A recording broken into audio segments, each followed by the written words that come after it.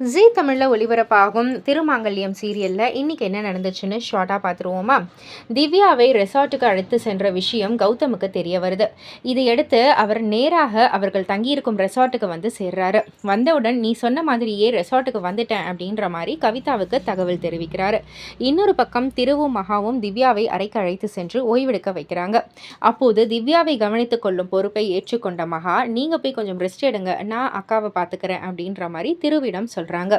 அதற்கப்புறமா திரு தேநீர் குடித்துவிட்டு ஓய்வெடுக்க சென்றாரு.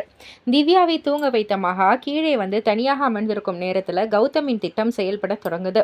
அவர் ஏற்பாடு செய்த நபர் தேநீரில் மயக்க மருந்து கலந்து மகாவிடம் கொடுக்குறாங்க.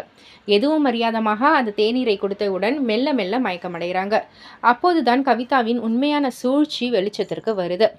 திவ்யாவை பயன்படுத்தி மகாவை வீட்டை விட்டு விரட்டும் வகையில் ஒரு பெரிய திட்டத்தை கவிதா தீட்டியிருப்பது தெரிய வருது. மயக்க நிலையில் இருக்கும் மகாவுக்கு அடுத்து என்ன நடக்க போகுது? கவிதாவின் திட்டம் வெற்றி பெறுமா இல்லையா? இல்லை மகா இந்த சூழ்ச்சியில் இருந்து தப்பித்து உண்மையை வெளிக்கொண்டு வருவாளா? போன்ற பல கேள்விகள் ரசிகர்கள் மத்தியில் எழும்புது. பரபரப்பும் எதிர்பார்ப்பும் நிறைந்த இந்த திருப்பங்களை காண இன்று இரவு 7:30 மணிக்கு ஒளிபரப்பாகும் திருமாங்கல்யம் சீரியலை தவறாமல் பாருங்கள். அண்ட் இது போல் சீரியல் அப்டேட்ஸை தெரிஞ்சுக்கிறதுக்கு மறக்காமல் நம்ம சேனலை சப்ஸ்கிரைப் பண்ணுங்கள், லைக் பண்ணுங்கள், ஷேர் பண்ணுங்கள்.